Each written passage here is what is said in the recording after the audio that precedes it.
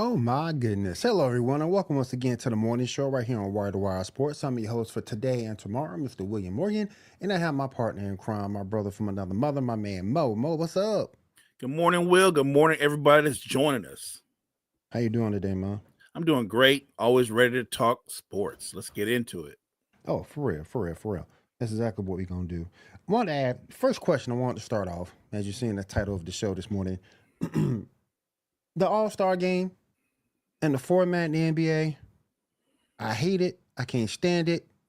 Are the players at fault for this particular format? And what can they do to kind of like spice things up? Because the NBA is really losing in the ratings war.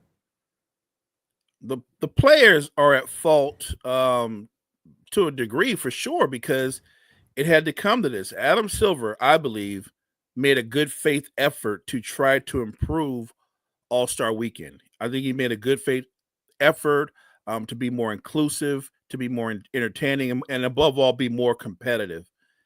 I I appreciate his effort. I do. I appreciate what he's trying to do.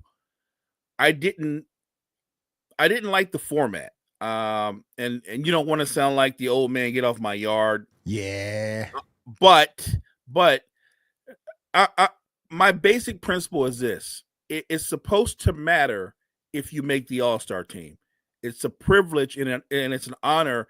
It's your peers, it's the sports writers, the fans acknowledging the kind of season you had. My problem was the way they formatted. You had people playing against people who weren't even NBA players. You had guys who weren't Mhm. all stars. I think it waters down being an all star when you're competing against guys who can't or aren't even in your league. They're not Right. even professional players yet. They're G leaguers. They did have some NBA players, but they're not stars. They're not all Right. stars. Right.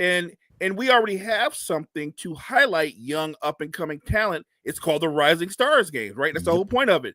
And they have the skills competitions and all those kind of things. They're already highlighting the young stars, but they're not actual all stars, and that was my problem.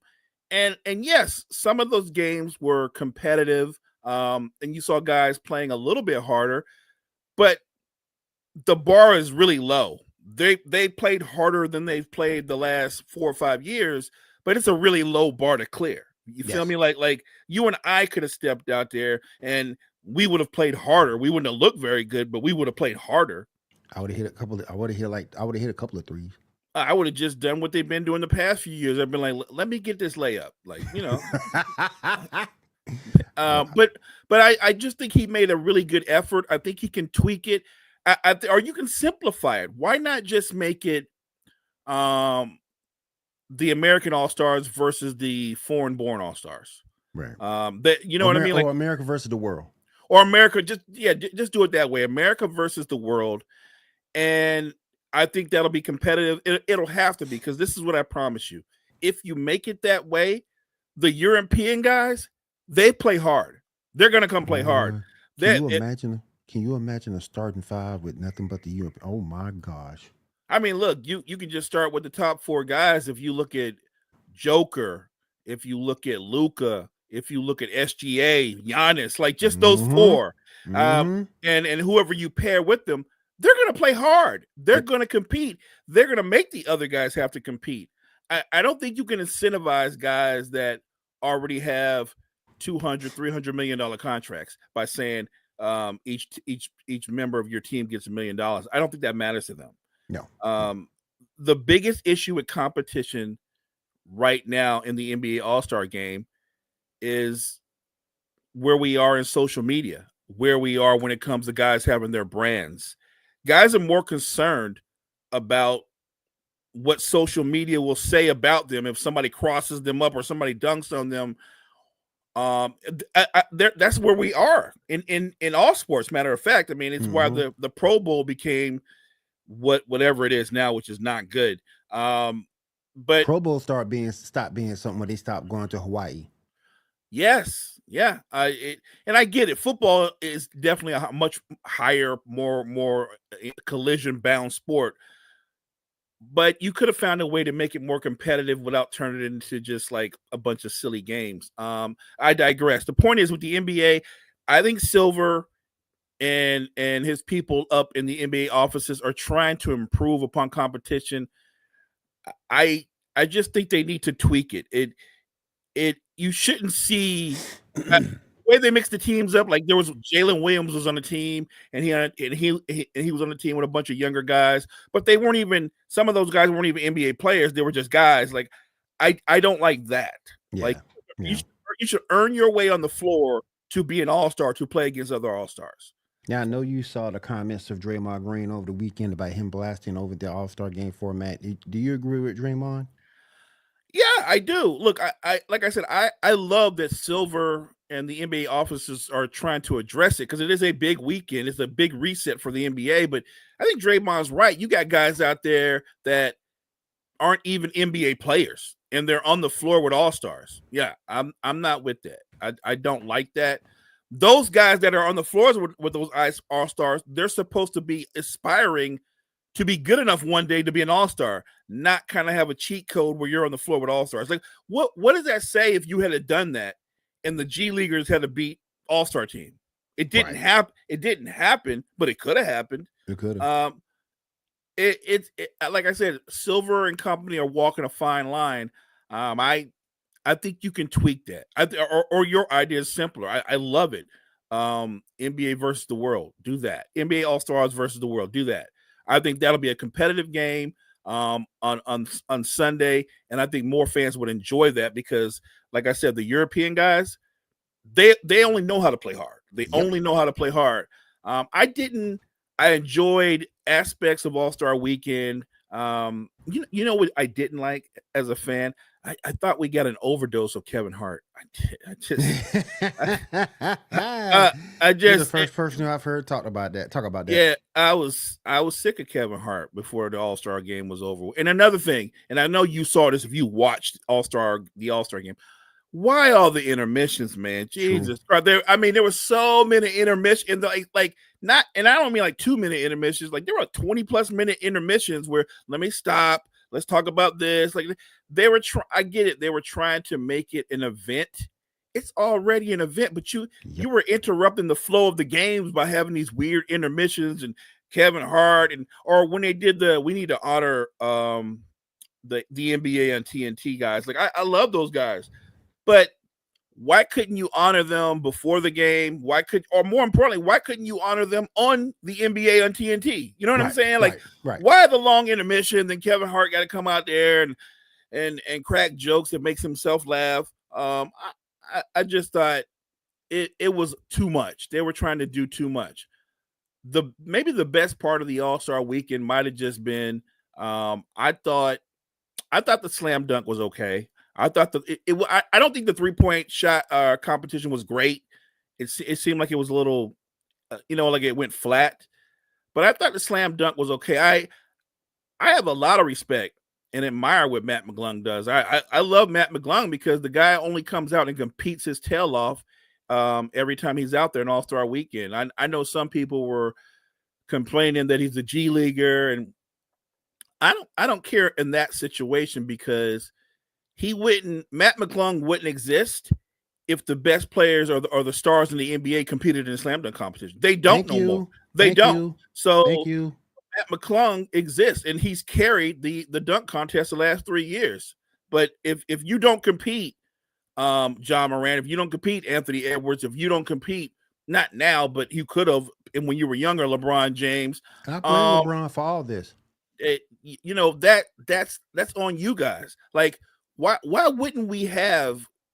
I mean, that time has passed, but there was a time when we could have had LeBron James, Russell Westbrook. You know what I mean? Like we could have seen that. Why is it John? And I get it. Your stars, again, they're more concerned with this isn't about injury. This is about their brands. It's about social media. What they don't want to be seen doing is losing. I blame LeBron. And the reason why I say that, I blame LeBron. I blame KD because, and I get it. Not everybody's supposed to be a leader or show leadership qualities, as Udonis Haslem said the other day. But he brought up a good point: is that leadership matters. And if you had a guy like a LeBron, if you had a guy like a KD, who took the reins kind of like Michael and Kobe did and said, I'm going to do this during All-Star weekend. I'm going to do this. I'm going to do that. I bet you other guys will fall in line with them. But because LeBron, particularly what he did this All-Star weekend, we get in that in a minute. But when LeBron decided to stop or didn't want to compete in a dunk competition, that's when you start seeing stuff go downhill. And you brought up Ja Morant, you brought up Anthony Edwards. I think they would be great in a slam dunk competition. But we don't get that because they don't see the need. They don't see the importance of it. And I think that's because of a LeBron, because of KD are not stepping up. And not saying that KD can win a slam dunk contest, no. But you look at your older guys to sort of kind of take the reins on that, and they don't want to do it. So I think the guys behind them don't want to do it either. And it's just, and it's a shame because it hurts. It not only does it hurt the value of All-Star Weekend, but it also hurts the fans because we don't get to see what we got to see back. We're both of the older generation. We saw the 80s. We saw the 90s. We don't get to see that kind of competition that we did back then. And it really hurts. And All-Star Weekend in the NBA should be about something. It should be to show off the best of the league. We don't have that anymore. And until we get to that point, I think it's really going to hurt the NBA. And that All-Star Weekend's numbers is going to continue to go down. I ain't got no problem with the beginning of the season. I ain't got no problem after the All-Star break because after the All-Star break, cats are going to play. Right. They're going to play because they're going to win and win that championship. But that time, as you said, being an All-Star, you should be honored to be an All-Star. And after what LeBron did this weekend, and we saw him just sit out at the last minute, and not give somebody else the opportunity to play, okay, for the short of it, pissed me off. What do you think about LeBron James sitting out? If you're injured and you're legitimately injured, then I get it. I have no problem with that. That man did a video right after working out. I think with one of his kids. My only problem is if you knew you weren't going to compete, you could have talked to Adam Silver and said, "I'm not going to play."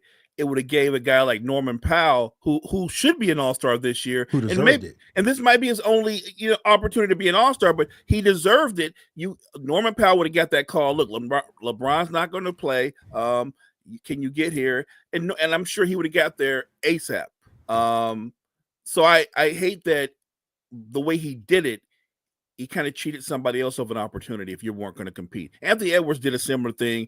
I'm like, if you're not going to play, and they said he wasn't feeling well, that's look, again, fine. But there are guys out there, Tyrese Maxey, right?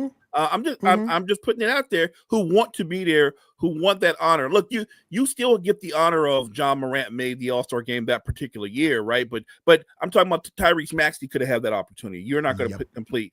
And they didn't do that. And I think that was a missed opportunity. And look, for everybody out there listening, when we say that LeBron and KD could have led the way in the slam dunk competition, I'm not talking about them doing it right now, 17, 20 plus years into it. I'm talking about they could have done that 10 years ago when they were both ultra athletic and it made sense to at least do it once because you're right. That's leadership. You do it at least once because your biggest stars should be the biggest advocates of your game. And on the All-Star weekend, that's supposed to be your bonanza, right? That's supposed to show off the very best that the NBA has to offer.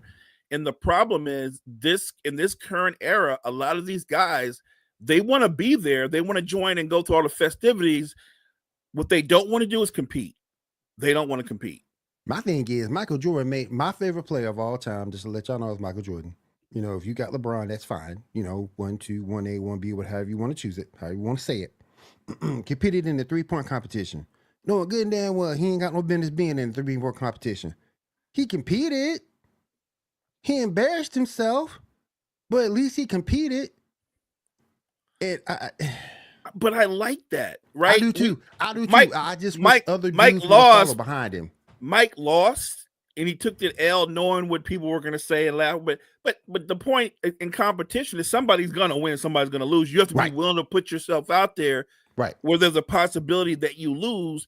In the All-Star games, guys half-assed it defensively because they make it seem like, oh, if I wanted to play hard, he wouldn't just blow by me and get a dunk. Well, we won't know because you don't play hard.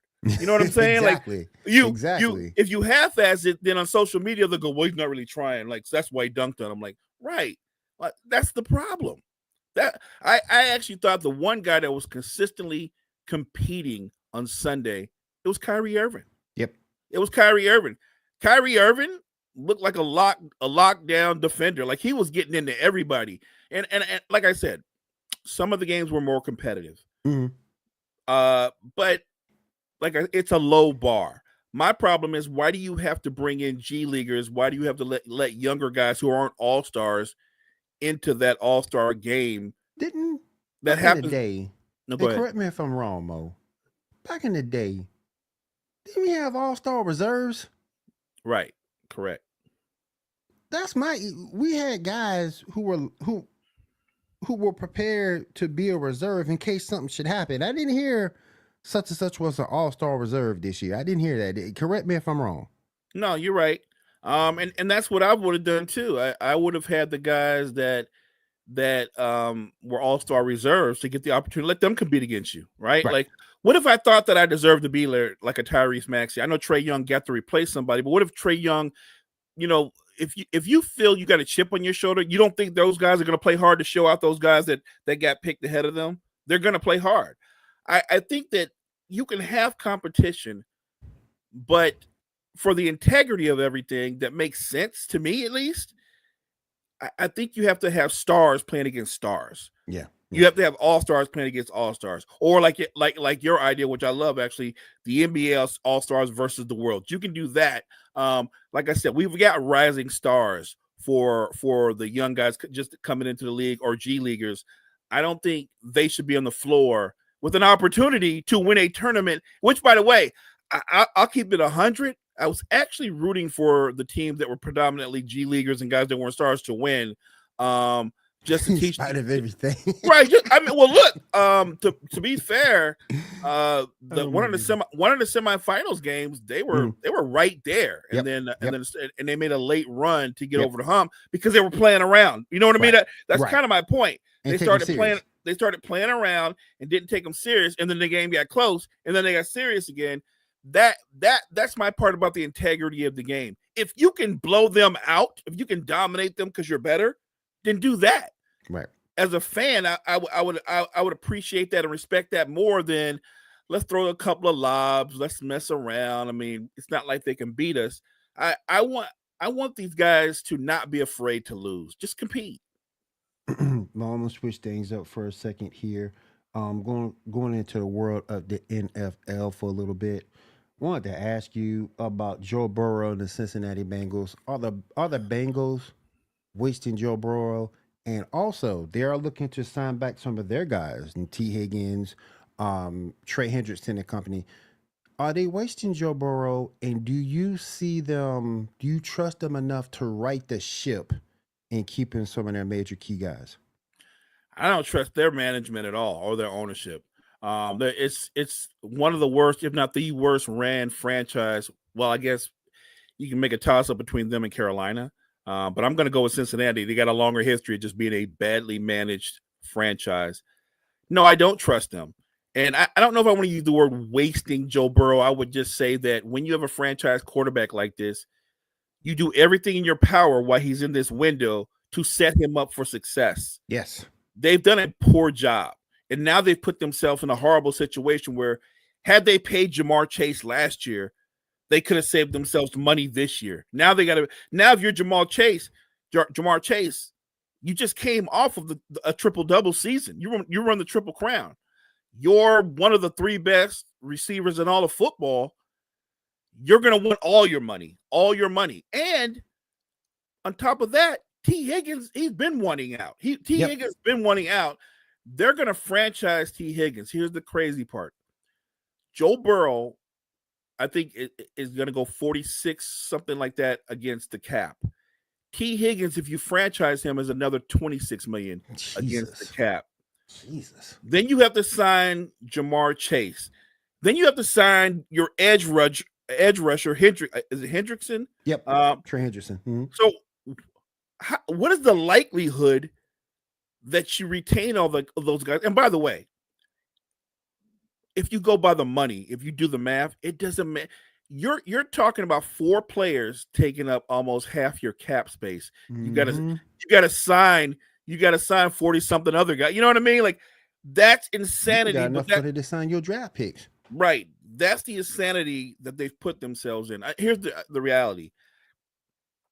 I want to set Joe Burrow up success, but if I'm in charge of Cincinnati, I can't pay T. Higgins. I can't. I can't because of what we just talked about.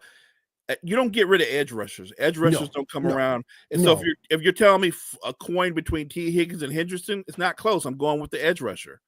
And I guess you'd have to go out and maybe in the draft try to find you a talented young. And there are guys out there that might surprise you. Never know, because Jamar Chase is that dynamic, a number 1 receiver. I just think their management, their ownership, have put themselves in this pretzel, and I don't see a way out of it. I don't. If you're Joe Burrow, he's never said this. He's never said, I want out, I want to move on. He's trying to be the company guy, but there has to be a level of frustration because the team is not built to win now. Right. And I don't know if they have the front office to make the right moves in the offseason to set them up to win now. Look, we talk about the devaluation of running backs. What hurt Joe Burrow in the offense, they missed Joe Mixon. Yep. Joe Mixon is a really good football player, a good running back, also effective out of the backfield, terrific in pass protection, and they missed Joe Mixon. It does matter, and you can't pay everybody, but had they been smarter, Will, in how they spent their money, I don't think we'd be looking at the Bengals the way we do. Look, they finished the year strong. I'll give them that. But look at how they're built and the things they have to address in the offseason. I feel like they're headed for another one of those seasons where they start off, slow. I don't know, like 0-3 or 0-1. Yep. I just behind the barrel. It's right behind the barrel, and it's wash, rinse, repeat. Behind the barrel in one of the toughest, if not the toughest division of football. Yep. I feel for him. I really do. I really do. And do you think Joe Burrow will ever ask for a trade? No, because he's worried too much. I think he's worried too much about his image and what he knows what he means to that city. So I don't think that he will ever ask for a trade because of that. Now, would it shock me if he did that to a degree? Yeah, but that may be somewhere where he gets a little bit older and see the writing on the wall that this team is never going to win. Then he might say, yeah, I want a ring. Get me out of here. Yeah, that's a good point. I was thinking maybe Joe Burrow is interested in trying to go the route of Tom Brady and have his contract restructured to open up some space. He could do that too. Not. I'm not saying that he wouldn't get all of it. He would get all of his money, but it gets pushed further down the road, right? Like, yeah. But he'll get all his money. Maybe he would be open to doing something like that, because the interesting question, maybe we should ask this question: how many franchise quarterbacks, how many in the current NFL are like, no, you can mess around with my money. I don't need all of it right now. Exactly. If it's going to help us win, yeah, you can move my money around. I think that would be a very short list. Yeah, me too. Like I say, I wish the best for Joe and Chase. Played on one of the greatest college football teams of all time. I don't care what people say. I don't care what people said. I was one of the greatest college football teams of all time. Let me ask you a question about the Minnesota Vikings. How do you think they address their quarterback situation? So I do think they want to bring Sam Darnold back, but I think they already have a number in their head, what they're willing to put out there. And let's be honest, the last 3 or 4 weeks of the season, Sam Darnold cost himself money. Yeah, he didn't finish nearly as strong as he had started and throughout the season. You also have to remember that they have JJ, and the question is JJ ready to not just is he physically ready, but is he ready to become a starting quarterback? Will there be an honest quarterback competition if he's healthy? Because if they feel like JJ's healthy and there's a quarterback competition, I feel like if JJ's healthy, I think they move off of Sam Darnold. What? Because if you move off of Sam Darnold, JJ's still on his rookie deal, right?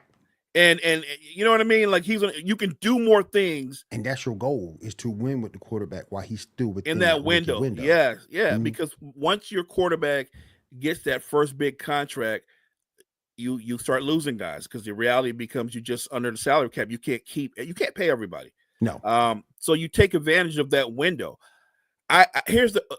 Do I think JJ McCarthy is good enough? A quarter potentially, yes. What if they take a step back under JJ and they have a 10-win season, still make the playoffs, yeah. But set themselves up better in the future. So take a little bit of a step back to go a lot further forward. You know what I mean? Like, yeah. It wouldn't shock me because to me their offer for Sam Darnold is going to be maybe Danny Dimes money, which I think for Sam Darnold that's not good. That's not low ball. That's more money than he ever thought he was going to make. Deal would be good for him, right? Look, here's the crazy part. I said Danny Dimes deal would be good for a couple of quarterbacks, and people lost their mind.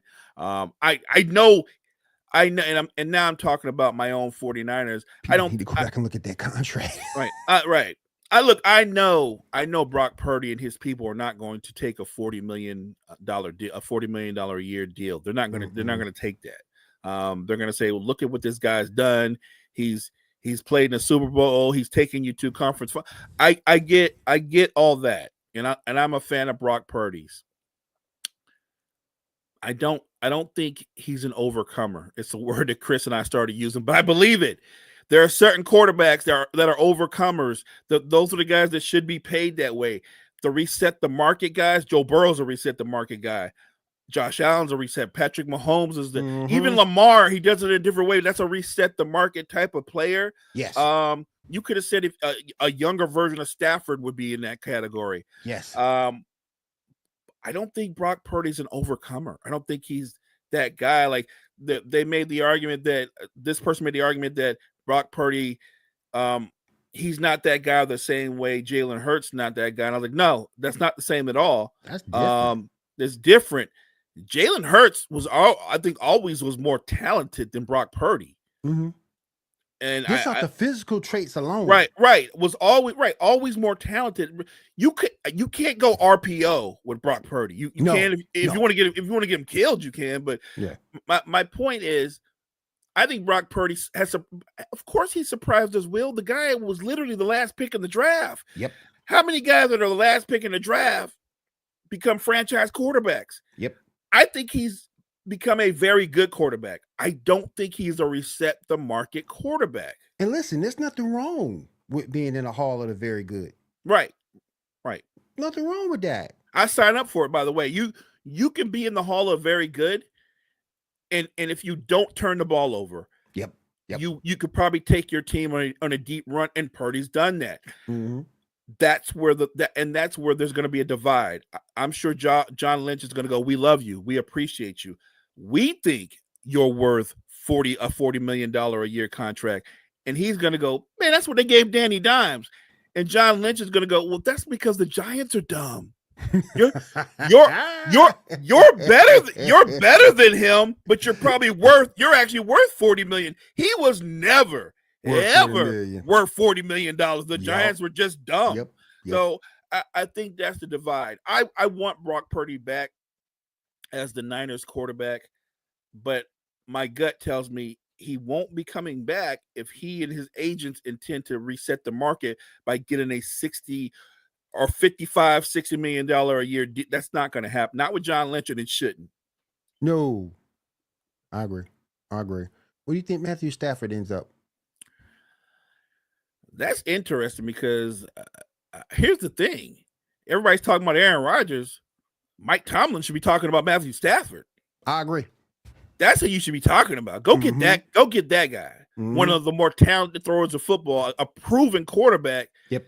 Matthew Stafford not only makes he immediately makes your receiving room better than they are. Yep. Because he's going to put the football where it needs. Like, he will set them up for success. Like, and he changes your defense. Defenses are not going to come for Matthew Stafford because he can read defenses and make you pay. I think Matthew and look, he's an older quarterback, but he's younger than Aaron Rodgers. And right now today, I'm talking about right now today, he's a better quarterback than Aaron Rodgers. Something tells me, Mo, and I could be wrong. And I could be wrong about this. I don't think Pickens finishes his career as a Steeler. Oh, I guarantee that. I guarantee that. He's gonna finish his career as a Steeler. I guarantee he has a lot of that Antonio Brown trait in him. You know what I mean? Like always got to say something. Kind of a complainer. Like I'm with you. I don't think he finishes his career there. Look, and he's a talented player, but I'm one of those people that think there's no question he's the best receiver on the Steelers. Mm-hmm. I don't think he's a number one. No, I don't think he's a number one. He's their number one, but I don't think he's an actual number one. He could be somebody good too. A good 2 on number 3. He'd be a hell of a 2, but the problem with it is he'd be a hell of a 2, but that attitude and all that comes with him too. Yep. Now, I don't know if a lot of franchises are going to sign up for that. Yeah, me either. All right, I want to ask you this. Right now, we'll put you on the spot. Right now, in my too early section of the show, right now, who are your top 5 Super Bowl contenders? Well, I'm one of the. It's weird because I saw ESPN and they didn't have them number 1. I got the Eagles number 1. I got the Eagles number. They're defending champions. Why wouldn't? And they're not one of those teams that went on a flukish run. They were dominant. They were the best team in football, and they highlighted that in the Super Bowl. So easy. I've got the Eagles 1. This might seem crazy. I got the Chiefs 2. Wow. I have the Chiefs 2 because I think that Andy Reid and their management, I think they're going to go out and make the moves that they need to make to bolster their offensive line and, more importantly, get more playmakers out there. Like, I thought Kareem Hunt was solid for them. I think Pacheco's a really good running back. Yes. But I don't think Pacheco's a great running back. He's not a 1,500 year. He's not that kind of running back. He's a hard running guy, but he's not a top 10 back. He's not a star back. No. I think they go. Pacheco's the kind of guy that you have on your roster. He makes winning plays. Like he will help you win games. He will impact the game. But he's not somebody you need to load the box up for every time. He's not. No, you're not playing. You're playing your base defense against Pacheco. Yep. But my point is, I think they need to go out and get more playmakers on that side of the football. And I think more importantly, you address the offensive line. You address the offensive line, and you get another playmaker. Maybe they attempt to go out and get Rashee Rice is coming back, and he's their number 1. But I don't know if he's the number 1. He's their number 1. Right. Maybe they go out and pursue a number 1 and pair him with Rashee Rice and Worthy, and suddenly it bolsters that receiving core. Not to mention, I've heard them talk about what about them going to Atlanta. To pursue the young tight end in Atlanta. Kyle Pitts. Yes, because Kyle Pitts is a tremendous vertical threat. And it seemed like his career started like it was on a rise and it's kind of stunted. I guess you find out whether it's their system or it's him, but Kyle Pitts I think he runs like a 4.5. Hell of an athlete, that's for sure. Right. It's and that's the scary part. It's interesting you said that. Yes, we've seen it where we looked at guys and go, he's a hell of an athlete, so he's gonna be a star, and it didn't quite pan out. But I think that if you're Kansas City, you want Travis Kelce back, but I think Travis Kelce's gonna come back in maybe a lesser role. Right. Because I don't think he's not what he was. No. So yeah, I got the Chiefs 2. I've got the Bills 3. I've got the Ravens 4. I'm trying to think if there's an NFC team other than the Eagles that I like. Number 5 is kind of hard. A lot of people want to say Detroit, but I'm like, when you lose both of your top coordinators who are now head coaches, that's gonna be tough. I think you might take a step. They're going to make the playoffs, but I don't know if they're going to be the same team. Number 5 is tough. I know who it ain't. Who's that? Dallas Cowboys. Oh yeah, easy. We don't have to go there. We don't have to go there. It's not. It ain't gonna make me popular in Dallas, but it ain't gonna be the Cowboys. I'm going to say, you know what? Just because it's a Hail Mary throw, I'm going to say I'm going to say the Texans. I'm going to say the Texans. You know what though? And the thing that makes that pick kind of interesting, it's not like they don't have the defense to do it. Because I think they have a good up and coming defense. Um, I gotta see a little bit more offensively and see if they can correct what's going on with CJ Stroud. Yes. If they can do that, that pick is not too far off. I think that the key to them going to the next level, one, yes, you want to keep your receivers healthy, keep that receiving core healthy. So this was a year where Stroud had to the league adjusted to Stroud, right? And I think this offseason he's got to put in the work and he's got to adjust to the league. He didn't look bad last year, but he didn't look like a dominant player that he had the previous line season. really didn't help either. This is true. They don't have a great offensive line, and that's something they have to address. But I thought that Stroud was guilty of holding on to the football too long. Like, what's that line they say about a bad habit that a quarterback can pick up? And this is young or old is when they start seeing the rush.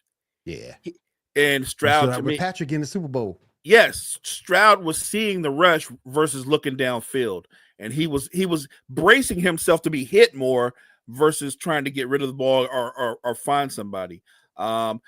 Which takes me back to Matthew Stafford, by the way. I think he's the best quarterback in football because he will hang in there and get blasted, but he'll get rid of the football. He'll find somebody. So, yeah, I agree with you. If the Texans, they actually make a practical – they make sense to me, Will, to be top 5 because everything's there for them to go on a deep playoff run. Mm-hmm. Let me ask you a question. How do you look at Anthony Richardson with the Colts? So when he came out, I think most people would agree they had him as a project. They acknowledge how gifted an athlete he is, freakish athlete. Mm-hmm. But in terms of playing the position of quarterback, he's a project. Watching him play, he is in fact a project. Mm-hmm. He's a freakish athlete, can throw the football a mile, incredible arms talent, but he can't read defenses. He can't make the tough touch passes. He struggles with throwing a swing pass. Like there's little nuances to the position of quarterback that he struggles with. I'm not saying that he can't improve upon that because that's the whole point of have quarterback coaches. That's the whole point of off-season workouts. Yes. So I don't think the Colts are going to give up on him, and nor should they. But because he's such a project, and Jim Irsay is the kind of owner that he is, I feel like this coming season is it's weird to say this, but I think this is make or break for Anthony Richardson. Yeah, I agree. I agree too. Me and you talked about this a little bit on Facebook. I'm gonna go switch to the world of pro wrestling because I do want to touch it before we get out of here. Got about 21 more minutes here on the morning show on Wire to Wire Sports.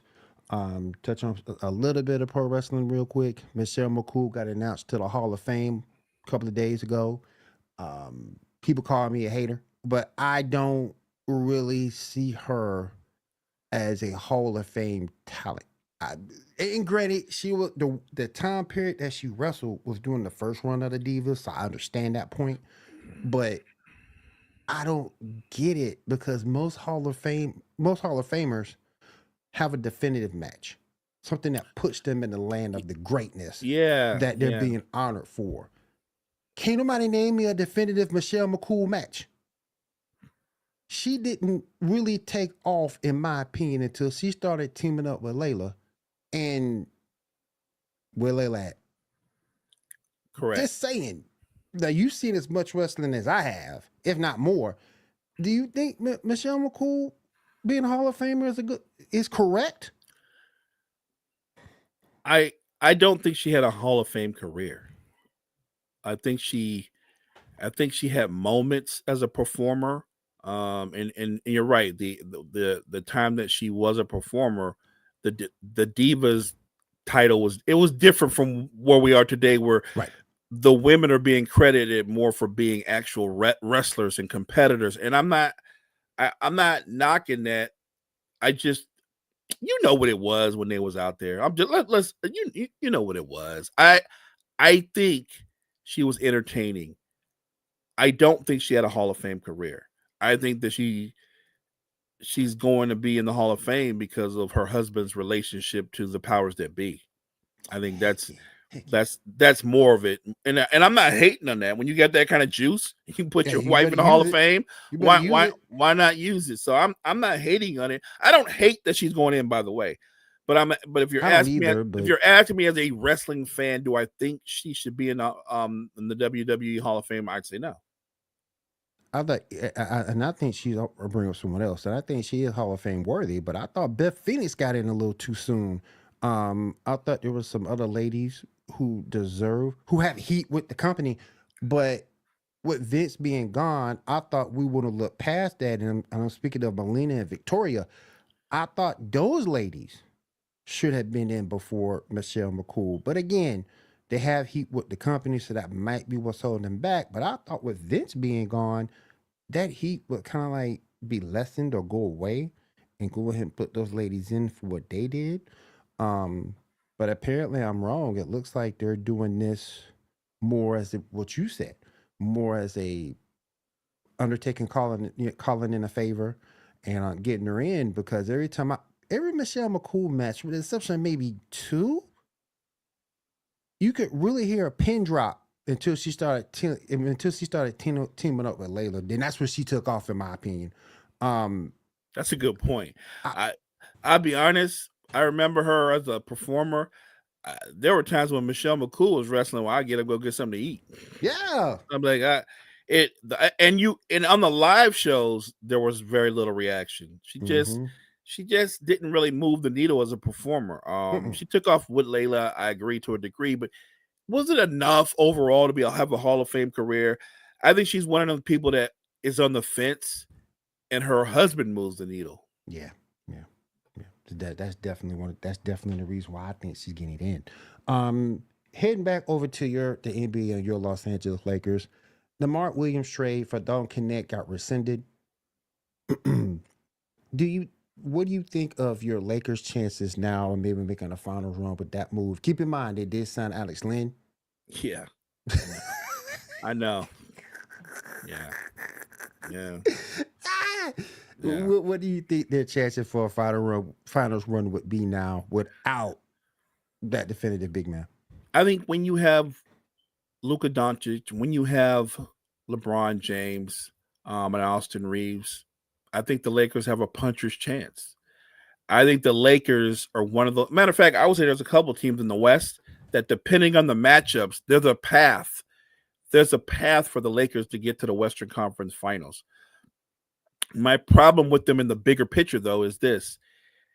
Even with the firepower that you have between those two players and their basketball IQs and their abilities, the Lakers are not one of the better defensive teams in the NBA. They were a middle of the road defensive team with Anthony Davis, who's a tremendous defender. They no longer have him. And we just talked about they signed Alex Len. I think that's where the Lakers could get hurt. If their offense stalls in any way, I think trouble. They're in trouble because the other team's going to get theirs. And the question is, in the postseason, when the floor shrinks and it becomes more about half court execution, can the Lakers A, get stops, and B, can they end the possessions by securing the rebounds, because they don't have a lot of size now. They're not a big team. Small team. And Jackson Hayes and Alex Len, they don't really strike fear into the hearts of NBA centers or anybody that's going to the rim. You're like, oh no, Jackson Hayes is there. I don't think that's what people think. The Lakers are good. Like I said, Luka and LeBron give you a puncher's chance, and dependent on the matchups. But I don't think this year they go on a deep run. Not this year. I think there's some things they can do in the offseason to bolster up the roster. But this current season, I think a lot would have to turn their way for them to go on a deep run. I don't think this team defensively is going to be able to get enough stops. And I don't necessarily like their bench depth. I know a lot of people keep telling me, like, we got guys that can play defense. Right, but all the guys that can play defense can't play offense. Right. You know what I mean? Like, I think that's the problem. And when LeBron takes a break or when Luka takes a break, Or what does that even look like when they're both off the floor? Like, can you even afford to have both of them off the floor in the postseason? I think not. I agree. They're going to be hurting. They're a smaller team up front now. They're going to be hurting for size. I think teams with definitive big men can definitely take advantage of that. And both of them going to have to guard Joker at some point. And that's a win-win for Denver. Right. And remember, even when Anthony Davis guarding Joker, that's not a thing. And normally when the Lakers play, LeBron usually guards like the guy who's the least offensive-minded player, right? To rest him, which makes sense. Well, now LeBron can't do that because you got to do that for Luka. Yep. You got to let Luka guard the guy that's like the least offensive player, like offensively talented player. Like, and look, teams already hunt Austin Reeves. If they do teams they hunt Austin Reeves, but now you're gonna hunt Austin Reeves and you can hunt Luka. You can take it like that. That is a struggle. Luka's greatest defense, and this has always been true, is his offense. Yep. If Luka's giving it to you and wearing you down, that's how he offsets what he doesn't do on defense. I just don't know on the perimeter. Like we talk about what they can't do with their bigs on the perimeter. Who are the Lakers' lockdown defenders? Nobody. Correct. Nobody at all. All right. Let me ask you this. Do you see any team in the NBA, East or West, that can make an impressive second half run? Do you see any team that can do that?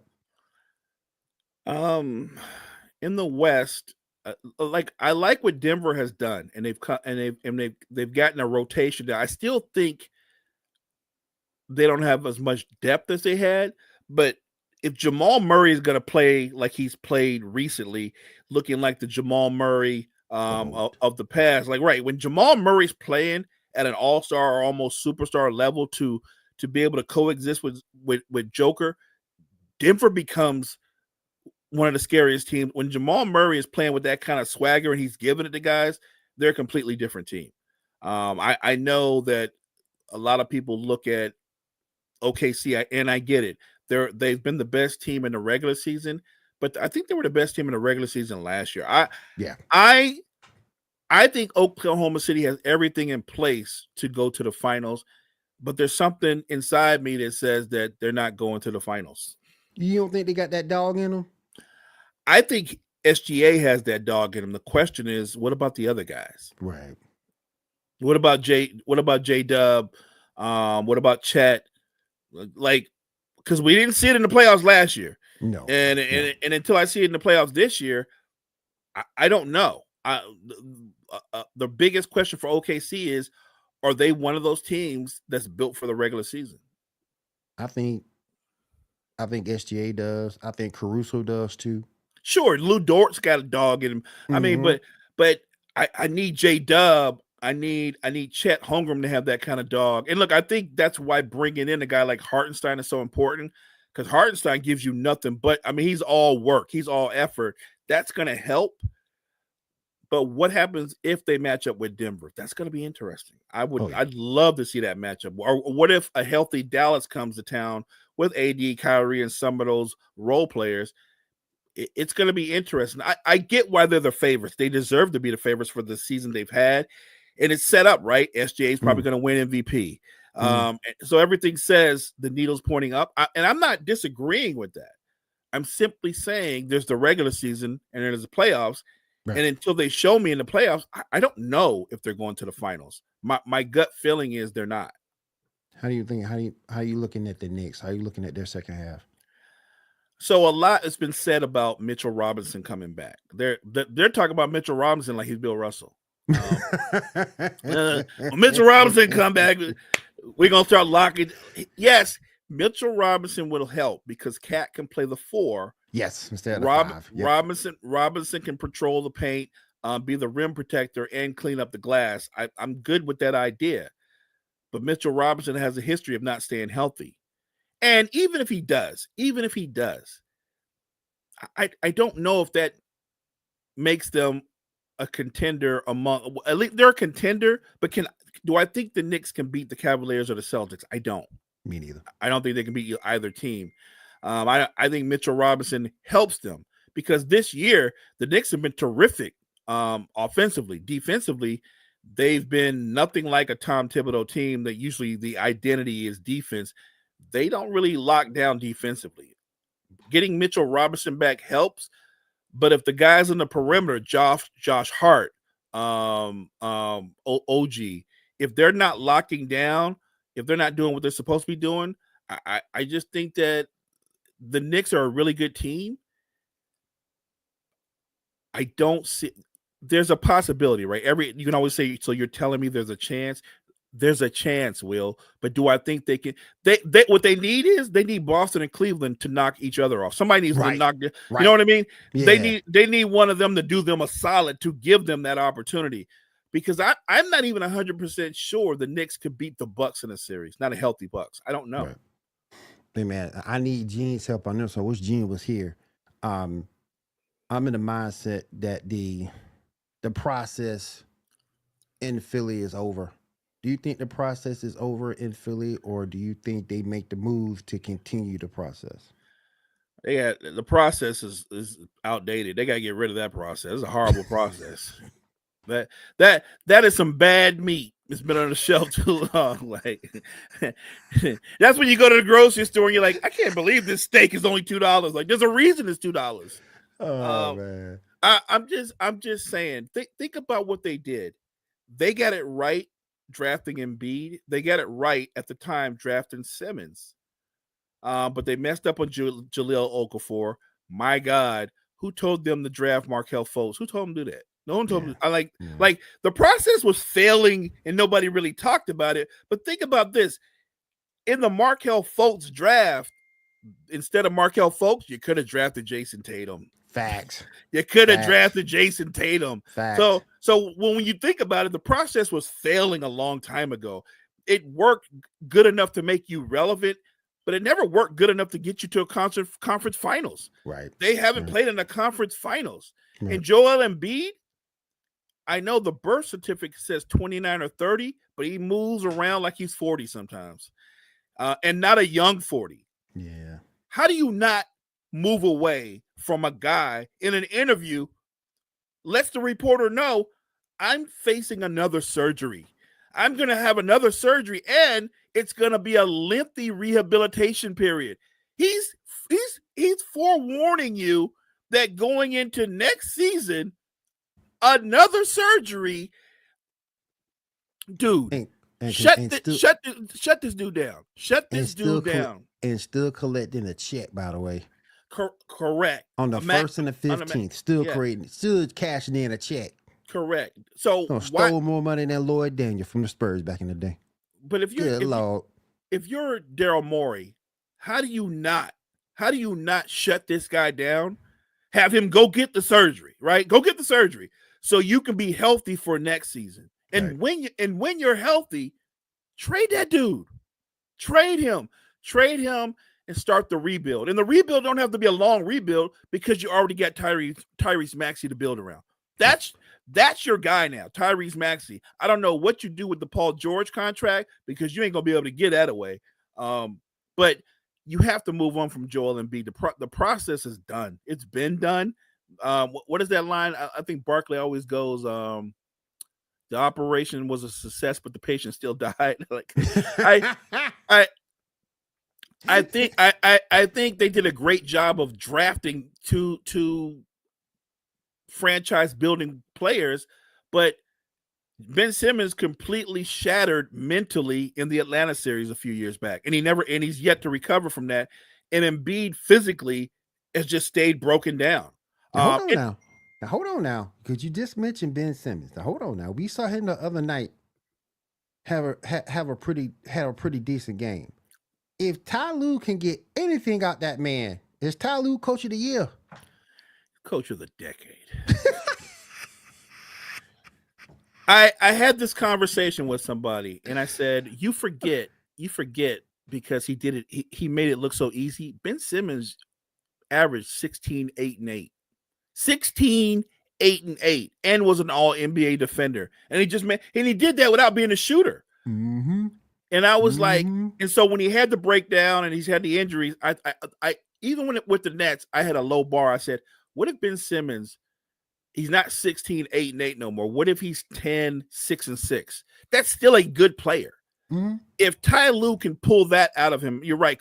And by the way, I watched that game and I was like, wow, this looks kind of like old Ben Simmons. Mhm. If Ty Lue can get anything out of Ben Simmons to where he looks close to what he was, yeah, Ty Lue is going to be coach of the decade. That he will have pulled out the old Ben Simmons. And I think on that team, on the Clippers, who've been good this year, but they don't have championship aspirations. Nobody thinks the Clippers are title contenders. No. But I think that it gives them what I would call like it's almost like they made a trade and picked up a player who can be a big rotation piece for them. If Ben Simmons can be a good rotation piece, we're not even talking about star, but just a guy who can go out, put up numbers, and be effective. Ty Lue got to get a raise. He got to get a raise. Ben Simmons to the Sixers has made, I'm sorry, to the Clippers has made the Clippers suddenly kind of interesting just because you want to see what happens to Ben Simmons. Right.